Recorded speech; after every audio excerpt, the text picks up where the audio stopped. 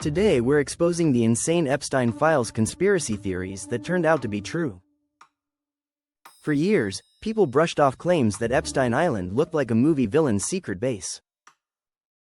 Then the files landed and the picture changed.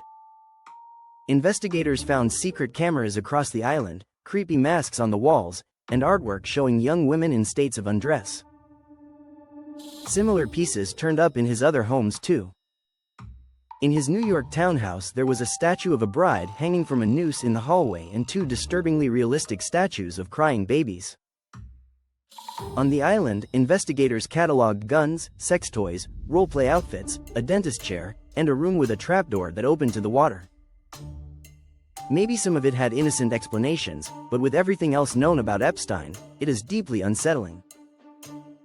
Another idea that was dismissed for years was that he did not act alone.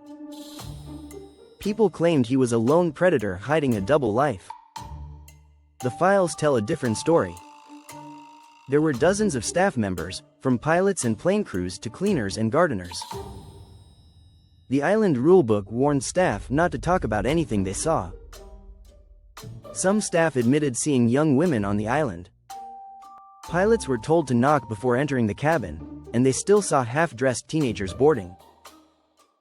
Investigators found signs of a global network of recruiters operating in multiple countries, targeting young women and pressuring them to travel for so-called massages and other abuse.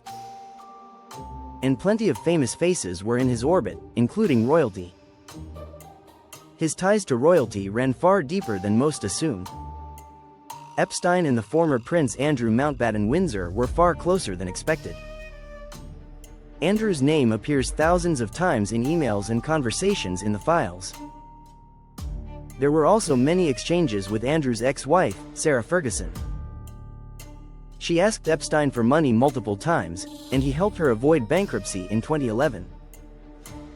He paid for her travel expenses, and she called him a dear, spectacular, and special friend. In one email she even wrote "Marry me," likely as a joke but still striking. It was not just the British royals. Crown Princess Mette Marit of Norway stayed close to Epstein even after his 2008 conviction, calling him a crazy friend and a sweetheart.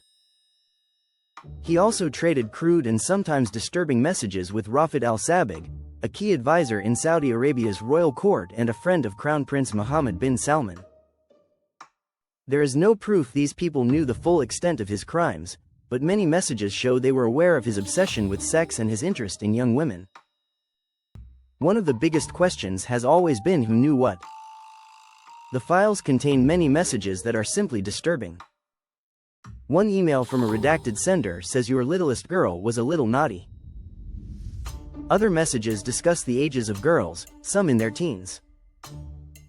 There are also messages from known figures. Peter Adia wrote that the biggest problem with becoming friends with Epstein was that his life was so outrageous and he could not tell a soul. Richard Branson referred to Epstein's harem. Woody Allen compared him to Dracula and mentioned the young women at his dinners and events. Former President Donald Trump was quoted as saying Epstein liked beautiful women and many were on the younger side. None of this directly implicates those people in crimes, and many have denied any wrongdoing or knowledge. But the sheer volume of messages and continued contact after Epstein's 2008 conviction raises serious questions. The camera theory is backed up by the files too. Investigators recovered thousands of videos, many redacted and many pornographic. An email shows Epstein asking a staffer to buy motion detection cameras from a spy store, and the staffer described hiding them in Kleenex boxes. Some released videos appear to be captured from hidden angles, like a grainy black and white clip from a corner of Epstein's office. There is no public video implicating famous visitors. But paired with his reputation for sex parties and introducing young women to powerful friends, it is not hard to see why people believe those cameras were part of a larger plan. That leads to the blackmail question. The files do not show a specific instance of blackmail, but they suggest Epstein gathered information and acted like someone with leverage. In a well-known New York Times interview, he claimed to have dirt on powerful people. Law enforcement seized CDs and drives labeled with names or identifiers. The contents have never been revealed. Reporters have described him using connections to collect information. There is no clear evidence he used it to coerce others, but the setup is hard to ignore. His reach into Hollywood was real as well. Woody Allen and Soon Yi Previn were New York neighbors who often dined with him. Their emails include a bizarre exchange about eating hearts and bones.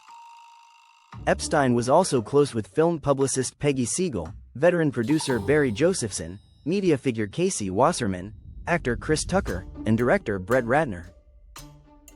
No evidence shows they knew about his crimes, but it proves how far his influence spread. Flight logs in the files detail who flew on his planes, including the infamous Lolita Express. In September 2002, former President Bill Clinton flew with Chris Tucker and Kevin Spacey. Records show Clinton flew on Epstein's jet on 27 occasions to many locations. Epstein's brother has said Donald Trump took at least one trip. An email mentions Trump listed on at least 8 flights in the mid-90s, including flights with Tiffany and Eric. Other notable passengers included Larry Summers, Ron Burkle, Naomi Campbell, and Alan Dershowitz. There is also evidence he sought top-secret information through his influential associates.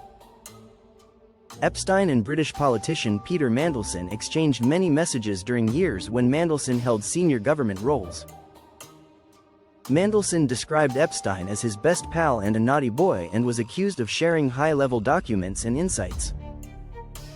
These included confidential meeting minutes and advance notice of a massive European bailout, as well as word of Gordon Brown's impending resignation. The idea that he was an international asset remains unproven, but the files contain many hints. Epstein showed intense interest in Russia and in meeting Vladimir Putin, with Putin's name appearing around 1,000 times. He discussed visas and even plans to reinvent the Russian financial system. He offered to help Russian contacts understand President Trump. There were also emails with former Israeli Prime Minister Ehud Barak about meetings with Russian representatives. Add in that Ghislaine Maxwell's father Robert Maxwell has been accused of ties to foreign intelligence, and it is no surprise this theory persists. Then there is his death. The prison where he died falsified records. Guards Tova Noel and Michael Thomas failed to check on him, fell asleep, and then signed false certifications and fake log entries. 2 cameras outside his cell stopped working that night.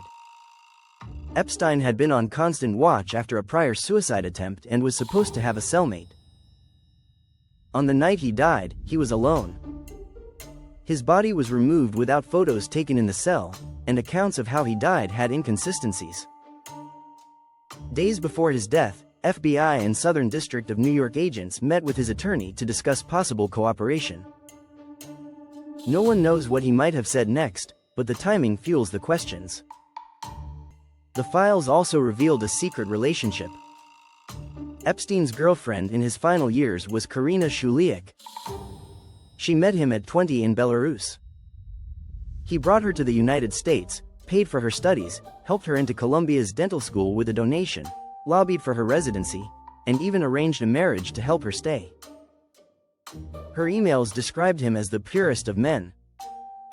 He left her $100 million, properties, diamonds, and a 32-carat ring, though those assets are frozen for victim compensation.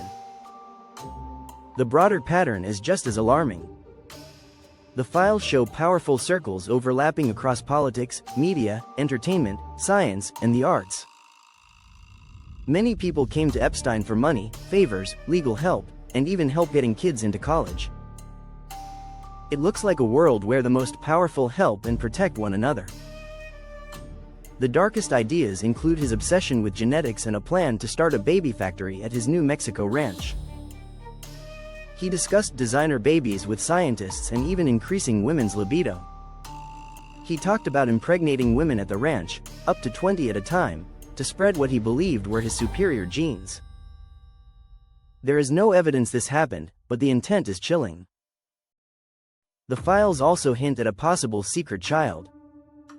A coded diary from a young woman describes being pregnant with Epstein's child, giving birth with Ghislaine Maxwell present, and having the baby taken away. She included an ultrasound image and wrote that she was treated like a human incubator. Emails suggest Epstein and Maxwell attempted a fertility procedure together, and Sarah Ferguson once sent congratulations on a baby boy. No further details are known. Finally, one of the strangest threads. Epstein asked an associate about trumpet plants. Experts know that likely means angel's trumpet, associated with a drug called scopolamine, sometimes called devil's breath. He was forwarded an article about how it can cause hallucinations, memory loss, and make people compliant. Victim statements mention being drugged and seeing bizarre things. As more files come out, the story only gets darker. The question now is simple. How much did the world's most powerful people really know, and how far did they go to protect one another?